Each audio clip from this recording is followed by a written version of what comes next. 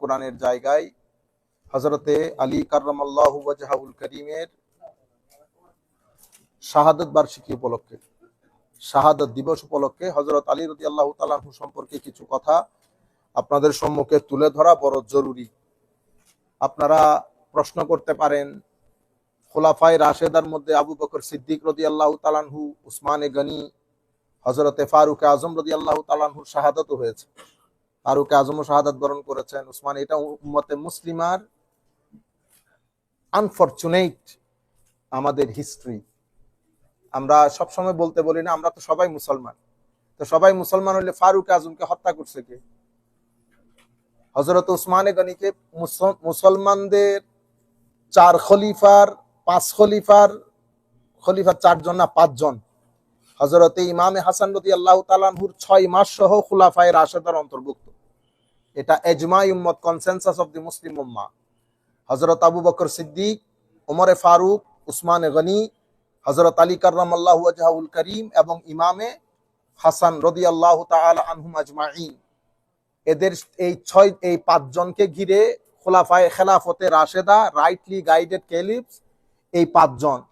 এই 5 জনের মধ্যে শাহাদাত বরণ করেছেন কয়জন? 4 জন। আপনারা বুঝতে পেরেছেন? আমাকে এক ভদ্রলোক বলেছেন যে বাংলাদেশের বর্তমান যে প্রেক্ষাপট, আমাদের অনেক উলামায়ে কেরাম আছেন বিভিন্ন রাজনৈতিক দলের সাথে, ইসলামী রাজনৈতিক দলের সাথে সম্পৃক্ত। বাংলাদেশের ঐক্য কতটুকু সম্ভব? আমি বলেছি, একটা জিনিস আপনাকে পরিষ্কার করতে হবে, কাতেলে আলী মানে হযরত আলী রাদিয়াল্লাহু তাআলা আনহুর হত্যাকারী এবং হযরত আলী রাদিয়াল্লাহু তাআলা আনহুর হত্যায় যারা ব্যতীত ছিলেন সাহাবায়ে কেরাম, উম্মতের মেইনস্ট্রিম। ফারুকে আজমের হত্যাকারী, ফারুকে আজমের সাপোর্টার। ইমামে হাসানের হত্যাকারী, ইমামে হাসানের সাপোর্টার। উসমানে গনির হত্যাকারী, উসমানে গনির সাপোর্টার।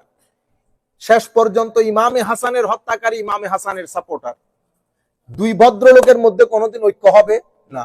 একজন হত্যাকারী জালেম, আরেকজন মজলুম। জালেম আর মজলুমের মধ্যে কখন ঐক্য হয়? আপনি পরিষ্কার করে ফেলতে হবে, হয় এই পাশে নতুবা ওই পাশে। মাঝখানে যদি বলেন আমি জানি না আসলে হক কোন দিকে ছিল, বাতিল কোন দিকে ছিল, তাহলে আপনি হলেন মুনাফিক। আপনি হলেন মুনাফিক, মানে এই পাশেও বলতে চাচ্ছেন না, এই পাশেও বলতে চাচ্ছেন না। যেটা হক সেটা হক, যেটা বাতিল সেটা বাতিল। হযরতে ফারুক আজমকে যিনি হত্যা করেছেন, চোখ বন্ধ করে বলতে পারবো বাতিল, আমার ফারুক হকের উপর। উসমানে গনিকে যিনি হত্যা করেছেন, বাতিল, আমার উসমান হকের উপর। আমার আলীকে যিনি হত্যা করেছেন, কোনো হেজিটেশন, কোনো থিংকিং বাদে, কোনো রিসার্চ করা বাদে, বাতিল, খারিজি, মুনাফিক।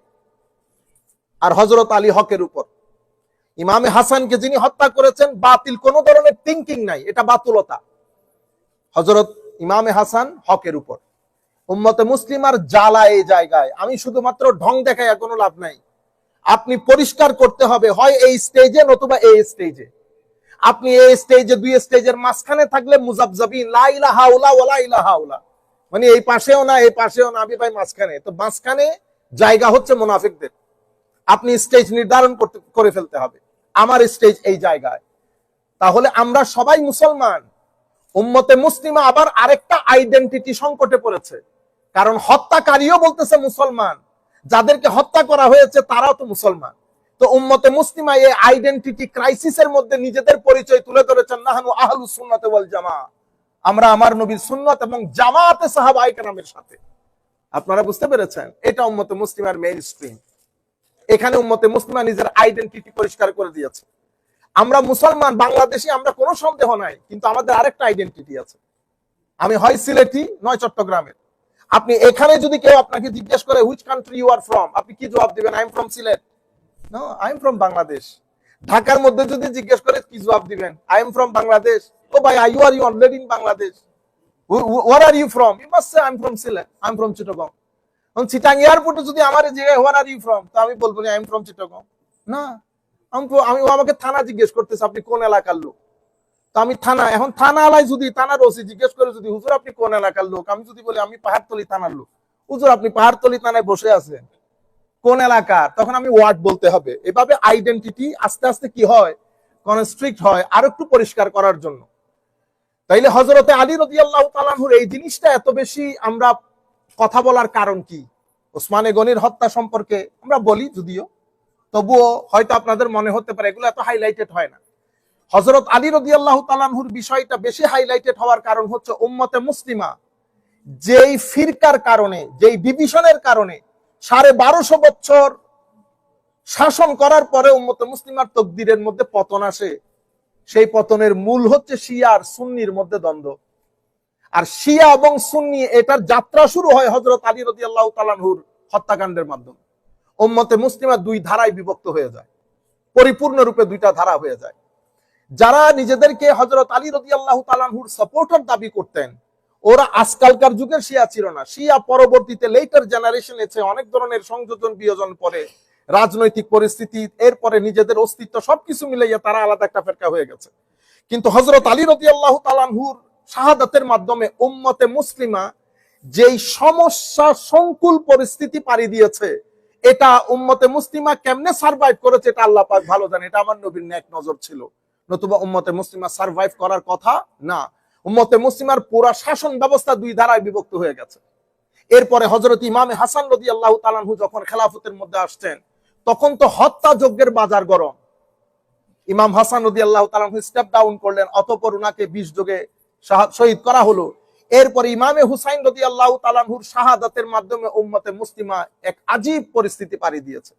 এরপরে আমরা স্বাভাবিকভাবে ডিক্টেটরশিপে চলে এসেছি, গণতন্ত্র। আমাদের নবীর যে ডিভাইন ডেমোক্রেসি ছিল, আমার নবী সাল্লাল্লাহু আলাইহি ওয়াসাল্লামের পরে আমার নবী নির্দিষ্ট কাউকে খেলাফতে নিযুক্ত করে যান নাই।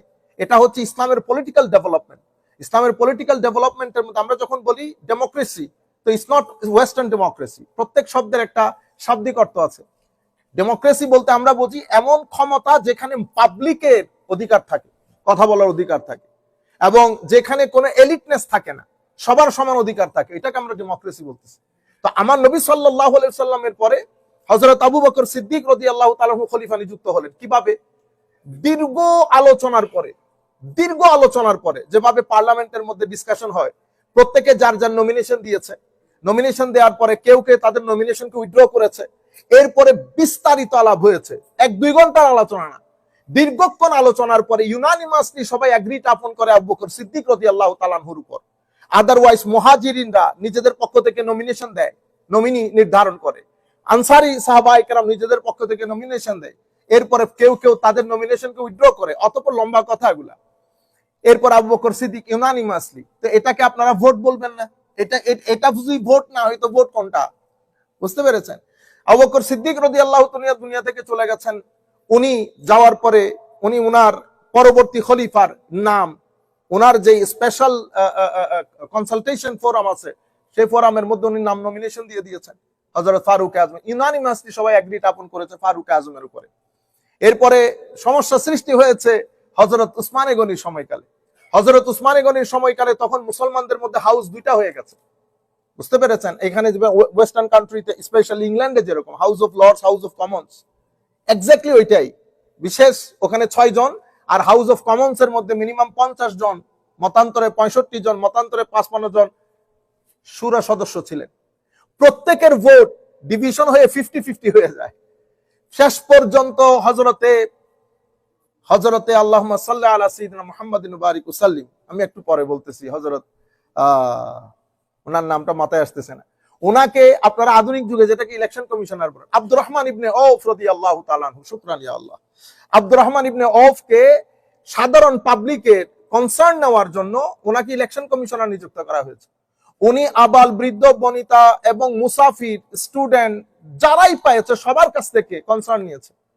এই ভোটের মধ্যে উসমানে গনি রাদিয়াল্লাহু তাআলা আনহু নমিনেটেড হয়েছেন, থার্ড ক্যালিফ অফ ইসলাম। এরপরে হযরত ফারুক আলী রাদিয়াল্লাহু ইউনানিমাসলি হয়ে গেছে হযরত আলী রাদিয়াল্লাহু তাআলা আনহু।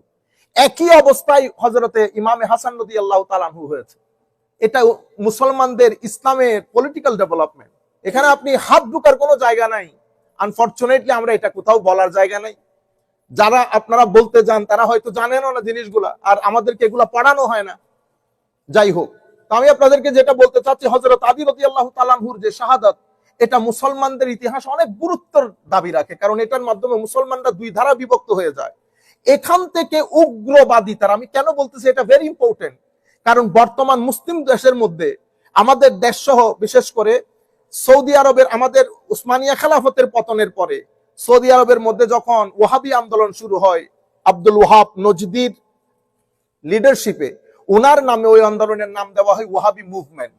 এই ওয়াহাবি মুভমেন্টের আইডিওলজিক্যাল সাপোর্টার ছিল শেখ ইবনে তাইমিয়া। শেখ ইবনে তাইমিয়ার সাথে বিভিন্ন মাসলা মাসাইলের ক্ষেত্রে সমস্ত উলামায়ে কেরামের দ্বিমত আছে, মানে উনি এক পক্ষে আর সমস্ত আলেম আরেক পক্ষে। যেমন মদিনা শরীফে জিয়ারত নিয়ে ওনার দ্বিমত ছিল, ইসালে সোয়াব নিয়ে দ্বিমত ছিল, এভাবে আরো অনেক মাসলা মাসাইল নিয়ে, তাসাউফ নিয়ে, সুফিবাদ নিয়ে, সুফিয়ায়ে কেরামকে নিয়ে ওনার দ্বিমত ছিল। অসংখ্য সুফিয়ায়ে কেরামকে উনি কাফের ফতোয়া দিয়েছেন, অনেক এক্সট্রিম টাইপের আলেম ছিলেন, সে কারণে সরকারিভাবে অনেক সমস্যার মধ্য দিয়ে ওনাকে যেতে হয়েছে। মুসলিম দুনিয়া এক পক্ষে, উনি আরেক পক্ষে।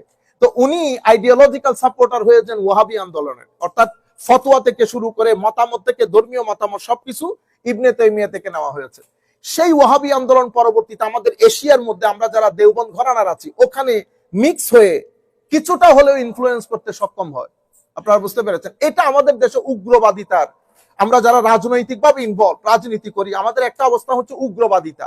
আমরা সাধারণভাবে চিন্তা করতে পারি না এই বিষয়গুলো। এই মুভমেন্টটা যখন আমাদের এশিয়ার মধ্যে ঢুকেছে, আমাদের এখানে খেলাফতের যে কনসেপ্ট সেটা চেঞ্জ হয়ে গেছে, সেটা উগ্রবাদিতার দিকে চলে গেছে, যেটা আফগানিস্তানের মডেল। আপনারা বুঝতে পেরেছেন? এরপরে জিহাদের যে কনসেপ্ট এবং ইন্টারপ্রিটেশন এটা পরিবর্তন হয়ে গেছে, এটা উগ্রবাদিতার দিকে চলে গেছে। এরপরে ইসলামী শাসন ব্যবস্থা, কুল কায়নাতকে আমরা বুঝিয়েছি ইসলামী শাসন ব্যবস্থা মানে হাত কেটে দেওয়া। ইসলামী শাসন ব্যবস্থা মানে হচ্ছে আধা পর্যন্ত গেটে পাথর মেরে নিক্ষেপ করে মেরে ফেলা। অথচ শরীয়তের উসুল মকসদ হচ্ছে 5টা। শরীয়তের মানে শরীয় আইনের মকসদই হচ্ছে 5টা। আপনার জীবনের নিরাপত্তা, এটা আমরা কাকে গিয়ে বলবো? আপনার সম্পদের নিরাপত্তা, আপনার ইজ্জতের নিরাপত্তা। বুঝতে পেরেছেন? আল্লাহ আল্লাহ রসুলের হুকুম, এভাবে 5টা হচ্ছে শরীয়তের মকসদ। শরীয়ত যদি এটা পালন করতে না পারে তাহলে তো শরীয়ত নিজের মকসদই এস্টাবলিশ করতে পারলো না। আপনারা বুঝতে পেরেছেন?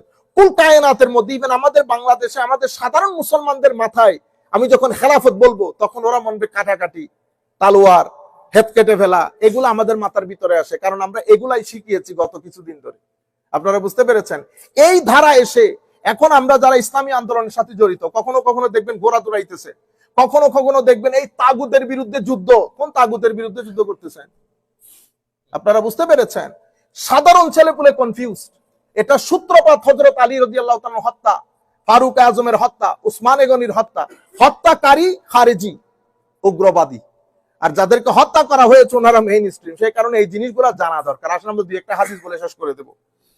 হযরতে যার ব্যাপারে আমরা আজকে কথা বলতে বসছি, রাসূল করিম সাল্লাল্লাহু আলাইহি ওয়াসাল্লাম ইরশাদ করেন, এটা মুসলিম শরীফের মধ্যে চ্যাপ্টার, এটা হচ্ছে মুসলিম শরীফের অধ্যায়। মুসলিম শরীফের অধ্যায়, ইমাম মুসলিম কি লিখেছে দেখেন, বাবুদ দলিল আলা আন্না হুব্বাল আনসার ওয়া আলী রাদিয়াল্লাহু তাআলা আনহুম মিনাল ঈমান ওয়া আলামাতিহি ওয়া বুগদাহুম মিন আলামাতিন নিফাক। মানে অধ্যায়ের নামকরণ করা হয়েছে, এই অধ্যায়ের হাদিসগুলা হযরত আলী রাদিয়াল্লাহু তাআলা আনহুর মহব্বত, আনসারী সাহাবীদের মহব্বত, ঈমান এবং ঈমানের আলামত, তাদের প্রতি ঘৃণা, তাদের প্রতি বিদ্বেষ পোষণ, এটা মুনাফিকের আলামত। এটা মুসলিম শরীফের চ্যাপ্টার। এখানে কি লিখেছে আমার নবী, قال علي رضي الله عنه والذي فلق الحبة وبرأ النسمة إنه لأحد النبي الأمي صلى الله عليه وسلم إلي ألا يحبني إلا مؤمن ولا يبغضني إلا منافق। হযরত, এটা মুসলিম শরীফের riwayat। হযরত আলী রাদিয়াল্লাহু তাআলা আনহু বলছেন, সেই মহান সত্তার শপথ যিনি বীজের মধ্য থেকে চারা বের করেন, সেই মহান সত্তার শপথ, আমার নবী আমার সাথে ওয়াদা করেছেন। আলী কি বলেছে দেখেন, লা ইউহিব্বানি ইল্লা মুমিন, কোন মুমিন তোমাকে ঘৃণা করতে পারবে না, মুমিন তোমাকে মহব্বত করবে, মুনাফিক তোমাকে ঘৃণা করবে। বুঝতে পেরেছেন? তাইলে আলী রাদিয়াল্লাহু তাআলা আনহু বিকেম ডিসাইসিভ ফ্যাক্টর বিটুইন ঈমান এন্ড নিফাক। হুব্বে আলী ঈমানের আলামত, বুগজে আলী মুনাফিকের আলামত। তাইলে যারা হযরত আলীকে হত্যা করেছে, মুনাফিক না হলে কি হত্যা করতে পারতো? সেই থেকে এই পর্যন্ত আমরা এগুলা বলি না, আমরা এগুলা বলি না, মাহফিল থেকে তুলে দিয়েছি, সুন্দর সুন্দর কথা বলি শুধু। মানুষের তরুণ প্রজন্মের ঈমান হুমকির সম্মুখীন, আমরা সেই জায়গার মধ্যে আসি না, সুন্দর সুন্দর কথা বলি নিজের দল ভারী করার জন্য। আপনারা বুঝতে পেরেছেন। এরপরে দুই একটা হাদিস, হযরতে এই হাদিস ইমাম মুসলিম ফাদাইলে সাহাবার মধ্যে হযরত আলী রাদিয়াল্লাহু তাআলা আনহুর অধ্যায়ে বর্ণনা করেছেন। আন আমির বিন সাদ বিন আবি ওয়াক্কাস আন আবিহি ক্বালা আমারা মুআবিয়া ইবনে আবি সুফিয়ান সাদান ফাকালা মা মানাআকা আন তাসুব্বা আবা তুরাব। হযরতে আমির বিন সাদ বিন আবি ওয়াক্কাস রাদিয়াল্লাহু তাআলা আনহু নিজের বাবাজান থেকে রওয়ায়াত করতেছেন, তো আমাকে মুআবিয়া বিন আবি সুফিয়ান রাদিয়াল্লাহু আনহু আজমাইন, তখন ইসলাম কবুল করেছে মুআবিয়া বিন আবি সুফিয়ান রাদিয়াল্লাহু আনহুম আজমাইন, আমাকে হুকুম করেছে, আমাকে বলতেছে তুমি হযরত আলী রাদিয়াল্লাহু তাআলা আনহুর ব্যাপারে সমালোচনা করতে গেলে বলতে করো না কেন? মা মানাকা? ফাকালা আম্মা মা যাকারতু সালাসান ক্বালাহুন্না লাহু রাসূলুল্লাহ সাল্লাল্লাহু আলাইহি ওয়াসাল্লাম ফালান আসুব্বাহু লা আন তাকুনা লি ওয়াহিদাম মিনহুন্না আহাব্বু ইলাইয়া মিন হুমরিন নাআম। আয় হায় হায়, তো আমার তিনটা জিনিস আমাকে ধরে রাখে, যে তিনটা কথা, যে তিনটা বৈশিষ্ট্য আমার নবী হযরত আলীকে বৈশিষ্ট্যমণ্ডিত করেছেন, ওই তিনটার থেকে একটা যদি আমার ভিতরে থাকতো তো লাল উট, তখনকার সময় লাল উট মানে অনেক বড় কিছু, তো লাল উটের চেয়ে আমার চেয়ে দামি হইতো যদি ওই তিনটা গুণের কোন একটা আমার মধ্যে থাকতো। যে তিনটা বিষয় আমার নবী হযরত আলীর ব্যাপারে বলেছেন সেগুলা কি কি? তো বলা হচ্ছে সাল্লাল্লাহু আলাইহি ওয়াসাল্লাম, তো আমার নবী ইয়াকুলু লাহু খালফা ফি বা'দ মাগাজিহি ফাকালা লাহু আলী ইয়া রাসূলুল্লাহ খাল্লাফতানি মা'আন নিসাই ওয়াস সিবিয়ান ফাকালা লাহু রাসূলুল্লাহ সাল্লাল্লাহু আলাইহি ওয়াসাল্লাম আমা তারদা আন তাকুনা মিন্নি বিমানজিলাতি হারুন মিন মূসা ইল্লা আন্নাহু লা নুবুওয়াতা বা'দি। আমার নবী একটা জিহাদের ময়দানে যাচ্ছিলেন, হযরত আলী রাদিয়াল্লাহু তাআলা আনহুকে ঘরে রেখে, তখন উনি বলছেন আপনি আমাকে মহিলা আর বাচ্চাদের ভিতরে রেখে আপনি যুদ্ধে চলে যাচ্ছেন। আমার নবী তখন বলেছেন, আলী আমা তারদা আন তাকুনা মিন্নি বিমানজিলাতি মূসা বিমানজিলাতি হারুন মিন মূসা, তুমি চাও না সেই স্ট্যাটাসের মধ্যে থাকতে যে স্ট্যাটাসের মধ্যে হযরত হারুন ছিল মূসা আলাইহিস সালামের পক্ষ থেকে? ফারাক শুধু এতটুকু, আমার পরে কোনো নবী নাই। তো এটা আমার নবীর পক্ষ থেকে হযরত আলীর জন্য অনেক বড় স্ট্যাটাস। এর পরবর্তীতে বলা হচ্ছে ওয়াসামি'তুহু ইয়াকুলু ইয়াউমা খাইবার লা উ'তিয়ান্না রা'য়া রাজুলান ইউহিব্বুল্লাহ ওয়া রাসূলুহু ওয়া ইউহিব্বুহুল্লাহু ওয়া রাসূলুহু, রাজুলান ইউহিব্বুল্লাহ ওয়া রাসূলুহু ওয়া ইউহিব্বুহুল্লাহু ওয়া রাসূলুহু। তো আমি সামি'তুহু ইয়াউমা খাইবার, আমি খাইবারের দিন দেখেছি, আমার নবীর মুখ থেকে আমি শুনেছি যে আগামী কালকে যুদ্ধের এই পতাকা আমি এমন ব্যক্তির হাতে সুপর্দ করব যাকে আল্লাহ ভালোবাসেন, রসুলও ভালোবাসেন, আর যিনি আল্লাহকেও ভালোবাসেন, রসুলও ভালোবাসেন, মানে আল্লাহ ভালোবাসে তাকে, তিনিও আল্লাহকে ভালোবাসেন, রসুলও ভালোবাসে তাকে, তিনিও রসুলকে ভালোবাসেন। সমস্ত সাহাবায়ে কেরামের মধ্যে ইন্তজার ছিল, কাশ এই পতাকা যদি আমাদের হাতে দিয়ে আমাদের গায়ে সিল লেগে যেত যে আল্লাহ আমাদেরকে মহব্বত করেন।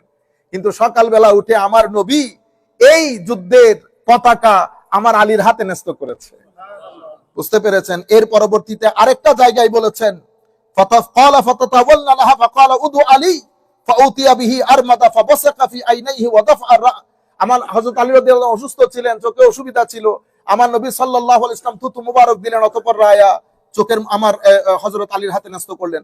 ওয়ালাম্মা নাযালাত হাযিহিল আয়া, এরপরে ফাকুলু নাদউ আবনাআনা আবনাআকুম ওয়া নিসাআনা ওয়া নিসাআকুম ওয়া আনফুসানা ওয়া আনফুসাকুম সুম্মা নাবতাহিল ফানাজআল লা'নাতাল্লাহি আলাল কাযিবিন। নাজরান থেকে কিছু খ্রিস্টান এসেছে, আমার নবীর সাথে ডিবেট করবে হযরত ঈসা আলাইহিস সালামকে কেন্দ্র করে। শেষ পর্যন্ত ডিবেট না করে মুবাহালার দিকে চলে গেছে। মুবাহালা মানে আমরা সবাই ওপেন ফিল্ডে যাব, আমরা আল্লাহর দরবারে বলবো আমি যদি মিথ্যাবাদী হই আমার উপর লানত, আর তারা বলবে আমি যদি মিথ্যাবাদী হই আমার উপর লানত। তো এখন প্রশ্ন তারা উত্থাপন করেছে, ঠিক আছে মুবাহালা করতে যাব, আপনি আপনার পরিবার পরিজন নিয়ে যাবেন, আমরা আমাদের লোকজন নিয়ে যাব। আয়াত নাজিল হয়েছে তাআল নাদউ আবনাআনা ওয়া আবনাআকুম, আমরা আমাদের ছেলেদেরকে নিয়ে যাই, আমরা আমাদের মেয়েদেরকে নিয়ে যাই, আমরা নিজেদেরকে উপস্থাপন করি, এটা হচ্ছে আয়াত। কিন্তু আনফুসানা মানে আমরা নিজেদেরকে উপস্থাপনা করি। কিন্তু আমার নবী সেই জায়গার মধ্যে নিজের জায়গায় নিজের আলীকেও রেখেছেন সাথে, সন্তানের জায়গায় ইমামে হাসান ইমামে হুসাইন, এবং আমার নবীর হায় হায় হায় আমাদের মহিলাদেরকেও নিয়ে যায়। তাদেরকে নিয়ে গেছে আমার নবী? শুধু হযরত ফাতেমাতুজ জাহরা রাদিয়াল্লাহু তাআলা আনহাকে। আপনারা বুঝতে পেরেছেন? আমাদের গায়ে লাগে যখন এগুলা বলি। ফাতেমাতুজ জাহরা, ইমামে হাসান, অনেকেই নিতে পারছেন না, কারণ আপনি যে এনভায়রনমেন্টের মধ্যে বড় হয়েছেন, আপনার এনভায়রনমেন্ট আপনার ইমানের গদিকে অলমোস্ট পুড়িয়ে দিয়েছে। বুঝতে পেরেছেন? বুগজে আলে বাইতে রাসূল, এটা নেফাকতের আলামত। বুগজে আলে বাইতে রাসূল, আপনারা বুঝতে পেরেছেন? কিন্তু আমরা ওই এনভায়রনমেন্ট পাই নাই। আমাদের এনভায়রনমেন্টের মধ্যে আমাদের আলেমরা পর্যন্ত ভয় পান এখন। কেউ নি আবার শিয়াইজমের ধাব্বা লাগাই দেয়। এটা শিয়াইজমের ব্যাপার না। শিয়াদের কি বাবার সম্পত্তি? এটা উম্মতে মুসলিমের সম্পত্তি। আমি যে হাদিস থেকে কথাগুলো বলতেছি তো শিয়াদের হাদিস না, এটা ইমাম মুসলিমের মুসলিম শরীফ, বুখারী শরীফ দেখেন, মুসলিম শরীফ দেখেন, সিহাসিত্তা দেখেন, আমার নবী কি বলে গেছেন আলে বাইত সম্পর্কে। মুহররম শরীফ আসলে আমরা মসজিদ বন্ধ করে দেই। আপনারা বুঝতে পেরেছেন? সেই পরিমাণ খারিজিয়ত উম্মতে মুসলিমার মধ্যে জেগে উঠেছে, যার কারণে আমাদের ইসলামিক দলগুলোর মধ্যে আজকের দিন পর্যন্ত ইসলামিক দলগুলোর মধ্যে আপনি এগুলা শুনবেন না। আমরা আস্তে আস্তে ওই উগ্রপনা, ওই খারিজিয়ত, ওই তাইমিবাদ, আমাদের মডেল হচ্ছে আফগানিস্তান। আপনারা বুঝতে পেরেছেন? কোনো কিছু করতে দিব না। আপনি আমার নবীকে দেখেন, আমার নবী কিভাবে সাজিয়েছে। আমার নবী সাল্লাল্লাহু আলাইহি ওয়াসাল্লাম 33 বছর পর্যন্ত সাহাবায়ে কেরাম কি করে গেছেন। আমরা ওই সব কিছু বাদ দিয়ে মডেল ডে আফটার ডে আমরা একেবারে উগ্রবাদিতার দিকে চলে যাচ্ছি। যাই হোক, এখানে আমার নবী সাল্লাল্লাহু আলাইহি ওয়াসাল্লামের উপর আয়াত নাযিল হয়েছে। নিজেরা যান তো নিজেরার মধ্যে আমার নবী হযরত আলী, মহিলাদের মধ্যে ফাতেমা, বলা হচ্ছে তোমাদের ছেলেদেরকে নিয়ে আসো, আমাদের ছেলেদেরকে আমরা নিয়ে যাব। আমাদের ছেলেরাকে ইমামে হাসান এবং ইমামে হুসাইন রাদিয়াল্লাহু তাআলা আনহুম আজমাইন। এরপরে আখেরি আমরা একটু সময় নিব, আজকে দুইটা হাদিস, আর বেশিক্ষণ নেব না। আন আমর ইবনে হুসাইন, এখন এই হাদিস ইমাম তিরমিজি শরীফের মধ্যে রওয়ায়াত করেছে, হযরত আলী ইবনে আবি তালিবের অধ্যায়ে। আমর ইবনে হুসাইন বলছেন, বাসা রাসূলুল্লাহ সাল্লাল্লাহু আলাইহি ওয়াসাল্লাম জাইশান ওয়াস্তামালা আলাইহিম আলী ইবনে আবি তালিব। আমার নবী সাল্লাল্লাহু আলাইহি ওয়াসাল্লাম একদল সৈন্য পাঠিয়েছেন হযরত আলী রাদিয়াল্লাহু তাআলা আনহুর নেতৃত্বে এক জায়গায় যুদ্ধের জন্য। ফাআসাবা জারিয়াতুন فأنكروا عليه وتعاقد أربعة من أصحاب رسول الله صلى الله عليه وسلم فقالوا إذا لقينا رسول الله صلى الله عليه وسلم أخبرناه بما صنع علي وكان المسلمون إذا رجعوا من السفر بدأوا برسول الله صلى الله عليه وسلم। ওখানে একটা মহিলা নিয়ে কথাবার্তা হয়েছে, হযরত আলী নিষেধ করেছেন। ওই চারজন সাহাবী আরো ছিলেন, ওনারা এটা মানেন নাই। ওনারা বলেছেন আচ্ছা ঠিক আছে, আমরা মদিনা শরীফ আসলে আমার নবীর দরবারে কমপ্লেইন করব। তারা মদিনা শরীফ ফেরত এসেছে। আসার পরে প্রত্যেক চারজন সুম্মান সারাফা ইলা রিহাল ফাকালা কাদিমাতিস সারিয়া সাল্লাল্লাহু নবী সাল্লাল্লাহু আলাইহি ওয়াসাল্লাম ফাকালা আহাদুল আরবা ফাকালা ইয়া রাসূলুল্লাহ আলাম তারা ইলা আলী ইবনে আবি তালিব সানা কাযা ওয়া কাযা। তারা যখন সবাই ফেরত এসেছে, নেমে আমার নবীর দরবারে হযরত আলীর বিরুদ্ধে কমপ্লেইন করা শুরু করেছে। কি বলেছেন? একজন বলতেছে হুজুর আলী এই কাজ করেছে। হায় হায় হায়, আলীউন আচ্ছা কাযা ওয়া কাযা। فقال يا رسول الله ترى الى علي بن ابي طالب صنع كذا وكذا فعارض عنه رسول الله صلى الله عليه وسلم ثم قام الثاني فقال مثل مقالته। এক ব্যক্তি এসে বলতেছে ইয়া রাসূলুল্লাহ আলী এটা করেছে, আমার নবী তাকে ইগনোর করেছে। আরেকজন এসেছে, ইয়া রাসূলুল্লাহ আলী এটা করেছে, আমার নবী ইগনোর করেছে। এভাবে চারজন একই হযরত আলীর বিরুদ্ধে কমপ্লেইন করেছে। আপনারা বুঝতে পেরেছেন? এরপরে আমার নবীর চেহারা মুবারক পরিবর্তন হয়ে গেছে, এবং আমার নবীর চেহারা পরিবর্তন হয়ে আমার নবী যে রাগান্বিত হয়ে গেছেন এটা আমার নবীর চেহারা মুবারক দেখে বোঝা যাচ্ছিল। ওয়াল গাদাবু ইউরাফু ফি ওয়াজহিহি, আমার নবীর শাকলে পাকের মধ্যে আমার নবী যে রাগান্বিত হয়েছেন সেটা বোঝা যাচ্ছিল।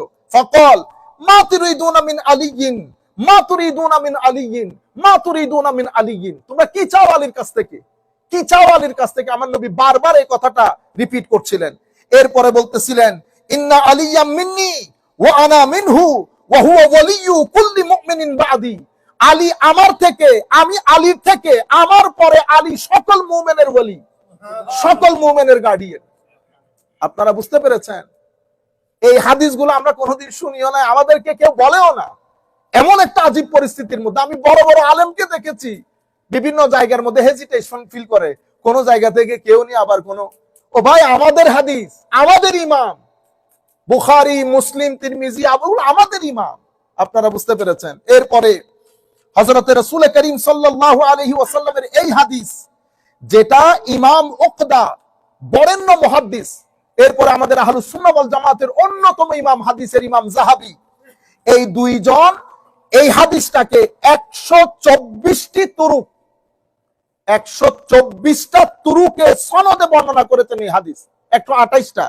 এরপরে আমার শ্রদ্ধেয় শেখ হুজুর সৈয়দী শাইখুল ইসলাম এই হাদিসটাকে ওই 128 সহ আরো প্রায় 25টা তুরুক অ্যাড করে 153টি তুরুকে একটা হাদিস বর্ণনা। সেটা কি?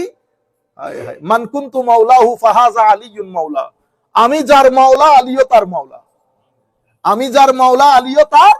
এখন মাওলা আলী বললে আপনারা দাঁড়াই যান না? আপনাদের ভিতরে কেমন কেমন করে না? কেন হয়েছে? কারণ আপনি যে এনভায়রনমেন্টের মধ্যে বড় হয়েছেন, সেই এনভায়রনমেন্ট আপনার ইমানের গদিকে জ্বালিয়ে দিয়েছে, মহব্বত বরবাদ করে দিয়েছে, এশক আদব তাজিম বরবাদ করে দিয়েছে। যাদেরকে আমার নবী সম্মানের জায়গায় বসিয়েছে তাদেরকে আপনি নিতে পারছেন না তৌহিদের নাম দিয়ে। কেন? ওই ওয়াহাবি আন্দোলন চলাকালীন সময়ে ওনারা কিছু জায়গার মধ্যে বড় বেশি সমালোচনা করেছেন, তার মধ্যে এই জায়গাগুলো অন্যতম, এবং এটার একটা হিস্টোরিক্যাল ব্যাকগ্রাউন্ড আছে। আমরা সেই দিকে যাচ্ছি না শুধু হাদিস শরীফগুলো বলার জন্য। এর পরবর্তীতে আমার নবী সাল্লাল্লাহু আলাইহি ওয়াসাল্লাম হযরত ফাতেমা রাদিয়াল্লাহু তাআলা আনহাকে কি বলেছে জানেন? আমার নবী হযরত ফাতেমাকে বলেছেন, ফাতেমা আমা তারদিনা আন্না যাওজাতাকা আকদামু উম্মতি ইসলামান ওয়া আকসারুহুম ইলমান ওয়া আ'যামুহুম হিলমান। ফাতেমা রাদিয়াল্লাহু তাআলা আনহা, বেটি আপনি কি খুশি হবেন না? আমি আপনাকে যার কাছে বিয়ে দিয়েছি, অন্য রাওয়ায়াতের মধ্যে এসেছে যার কাছে বিয়ে দিয়েছি, সেই ব্যক্তি ইসলাম কবুলের ক্ষেত্রে সবার আগে বাচ্চাদের মধ্যে, আমরা মুহাদ্দিসিনে কেরামের ঢঙ্গেই বলি, বাচ্চাদের মধ্যে ইসলাম কবুলের ক্ষেত্রে সবার আগে। এলমের ক্ষেত্রে আমার আলীর কোনো জুড়ি নাই, হিলম হিকমতের ক্ষেত্রে আমার আলীর কোনো জুড়ি নাই। One and only. এক এক সাহাবী এক এক ফিল্ডের মধ্যে ওয়ান এন্ড অনলি ছিলেন। আপনারা বুঝতে পেরেছেন? সকল সাহাবী আলেম, সকল সাহাবী মুত্তাকি, নো ডাউট, কিন্তু স্পেশালাইজেশন আছে। এর পরবর্তীতে আখেরি বলে শেষ করছি, আমার নবী সাল্লাল্লাহু আলাইহি ওয়াসাল্লাম ইরশাদ করছেন, আপনি দেখেন প্রায় 70 তুরুকান, 70 তুরুক দিয়ে এই হাদিস বর্ণিত হয়েছে। শাইখ ইবনে তাইমিয়া এটাকে চোখ বন্ধ করে বলেছে এটা মওদু হাদিস। এভাবে বর্তমান যুগেও মানে যে হাদিসগুলোর মধ্যে আলে বাইতের মাকাম, সাহাবায়ে কেরামের ফজিলত, আউলিয়ায়ে কেরামের ফজিলত বিসমিল্লাহ করে কি বাদ দিয়ে দে, মানে তাহরিফ কোথায় গেছে? আমার ইমাম বুখারী লিখেছেন আল আদবুল মুফরাদ কিতাব, সহিহ বুখারীর পরে আল আদবুল, উনি সহিহ বুখারীর মধ্যে সহিহ হাদিস বাদে আনেন নাই। সহিহ হাদিস বাদে যেগুলো দাঈফ, গায়র সহিহ মানে আবার আপনারা অশুদ্ধ হাদিস না, আমি টার্ম বলতেছি আপনাদেরকে। আল আদবুল মুফরাদ লিখেছেন। সেই আদবুল মুফরাদ আমি সৌদি আরবের মধ্যে কিনতে গিয়ে আমি অবাক হয়ে গেছি। বই আমি কিনেও ফেলেছি। আমি যখন সামনের দিকে আসলাম তখন দেখলাম আল আদবুল মুফরাদের উপরে ছোট্ট করে লেখা সহিহ, মানে আদবুল মুফরাদ ইমাম বুখারীরটা নাই, এটা আমাদের এই বর্তমান যুগের আরেক মুহাদ্দিস এসে উনি ছোট্ট করে লিখে দিয়েছেন সহিহ আদবে মুফরাদ, মানে ওখানে আদবুল মুফরাদ থেকে বাদ দিয়ে কাটছাট করে উনি আরেকটা আদবুল মুফরাদ বানিয়েছেন। আপনি কেমনে বুঝবেন এগুলা? আপনারা বুঝতে পেরেছেন? 70 তরিকায় এই হাদিস বর্ণিত হয়েছে কি, আনা মদিনাতুল ইলমি ওয়া আলিয়ুন বাবুহা ফামান আরাদাল ইলম ফালিয়াতিল বাব, আমি এলমের শহর, আলী তার দরজা, যেই ব্যক্তি আমার এলমের শহর থেকে জ্ঞান অন্বেষণ করতে চাইবে সেই জন্য দরজার কাছে আসে। এরপর আখেরি হাদিস বলবো, অন্য হাদিসে বলেছেন আনা দারুল হিকমাতে ওয়া আলিয়ুন বাবুহা। এরপরে আমি আখেরি হাদিস আর বলছি না। হায় হায় হায়। আন আলিয়িন রাদিয়াল্লাহু, তিরমিজি শরীফের মধ্যে এসেছে হযরত আলী থেকে বর্ণিত, তিনি বলেন আমার নবী ইরশাদ করেছেন, রাহিমাল্লাহু আবা বকর যাওয়াজানি ইবনাতাহু ওয়া হামালানি ইলা দারিল হিজরা। আল্লাহ আমার আবু বকরকে রহমত করুক, দয়া করুক। আবু বকর বড় দয়া করে তার কন্যাকে আমার কাছে শাদী দিয়েছেন, এবং এত দুরূহ পরিস্থিতির মধ্যে আমাকে দারুল হিজরা মদিনা শরীফ নিয়ে গেছে এই আবু বকর। ওয়া রাহিমা ওয়া আতাকা বিলালান মিন মালিহি, এবং আমার আবু বকর নিজে টাকা পয়সা খরচ করে আমার বেলালকে মুক্ত করেছিল। এর পরবর্তীতে রাহিমাল্লাহু ওমর ইয়াকুলুল হক ওয়া ইন কানা মুররান তারাকাহুল হক ওয়া মালা সাদিক। তো আমার উমরের উপর আল্লাহ দয়া করুক, সত্য কথা কখনো ছাড়ে নাই, যতই তিতা হোক। এই সত্য কথার কারণে আমার উমরের কোনো বন্ধু বান্ধব নাই। রাহিমাল্লাহু উসমান তাস্তাহিল মালাইকা, আল্লাহ আমার উসমানের উপর রহমত করুক, ফেরেশতা পর্যন্ত আমার উসমানকে লজ্জাবোধ করে, হায়া করে আমার উসমানকে। রাহিমাল্লাহু আলিয়ান, আল্লাহ আমার আলীকে রহমত করুক। আল্লাহুম্মা আদরিল হাক্কা মা হাইসু দার, আল্লাহ আমার আলী যেখানে হক ও যেন সেখানে থাকে, আমার আলী যেখানে হক ও যেন সেখানে থাকে। এই হচ্ছে আমি এমনিতে আপনাদেরকে ওই যে আটার ভিতরে লবণ দেয় না আপনারা, যে খামির বানানোর সময়, এটা লবণের ছিটা মাত্র, দুই একটা হাদিস সময়ের কারণে। এরপরে হযরত আলী রাদিয়াল্লাহু তাআলা আনহু শাহাদাত যখন একেবারে মৌত একেবারে ঘনিয়ে, তখন উনি ওনার আওলাদদেরকে কিছু ওসিয়ত করেছেন। আমি 1 মিনিটের মধ্যে ওসিয়তগুলো বলে যাই যাতে একটা জামে মানে তাকরীর হয়ে যায়। উনি বলেছেন, বেটা কখনো তাকওয়ার চাদর যেন তোমাদের হাত থেকে বাইরে না যায়। দেখেন সন্তানদেরকে ওসিয়ত কি করে যাচ্ছে, তাকওয়ার চাদর যেন তোমাদের হাত থেকে বাইরে না যায়। মুআমালার ক্ষেত্রে বড় সাবধান থাকবা, মানুষের সাথে মুআমালা যেন পরিষ্কার থাকে। এরপরে ইয়েতিমের প্রতি যত্নবান হবা। এরপরে তোমার পাশে যে প্রতিবেশী আছে, প্রতিবেশীর হকের ব্যাপারে খুব বেশি সাবধান থাকবা। এরপরে কোরআনে পাকে আল্লাহ রাব্বুল আলামিন যেভাবে আমাদেরকে হুকুম দিয়েছেন নিজের জীবনকে সেভাবে পরিচালিত করবা। আর দিনকে চরমভাবে আঁকড়িয়ে ধরবা। এটা হচ্ছে আমাদের সুতুন, আমাদের বেঁচে থাকার স্তম্ভ। পরস্পরের সম্পর্ক টিকিয়ে রাখবে, নষ্ট করিও না। পরস্পরের জন্য খরচ করবা। আলাইকুম বিত্তাওয়াসসুল ওয়াত তাবাজ্জুল, এভাবে বলেছেন। কাউকে ইগনোর করিও না, কারো পিছনে কথা বলিও না। ভালো জিনিসের কথা বলবা, খারাপ জিনিস থেকে মানুষকে বাঁচিয়ে রাখবা। যদি এটা বন্ধ করে দাও তো জালিমকে তোমাদের উপরে কি করে দেওয়া হবে? মুসাল্লাত করে দেওয়া হবে। এই কাজগুলা যদি তুমি ছেড়ে দাও তো তোমাদেরকে জালিমকে তোমাদের শাসক নিযুক্ত করা হবে। আল্লাহ রাব্বুল আলামিন আমাদের হামি ও নাসির হোক। মাওলাই করিম আমাদেরকে সেই ঈমান দান করুক যে ঈমান আমার নবীর সাহাবায়ে কেরামের ভিতরে জাগরণ করেছে। আল্লাহ রাব্বুল আলামিন আমাদেরকে হযরত আলী আসহাবে রাসূল সাল্লাল্লাহু আলাইহি ওয়াসাল্লাম খুলাফায়ে রাশেদার ফিউজাত দিয়ে ধন্য করুক। মাওলাই করিম আমাদেরকে এবং আমাদের পরবর্তী প্রজন্মকে যারা এই হত্যার সাথে জড়িত, তারা তাদের আইডিওলজি, তাদের বংশ সবকিছু থেকে আল্লাহ আমাদের মুসলিম উম্মতকে হেফাজত করুক। আল্লাহুম্মা আমিন। রব্বানা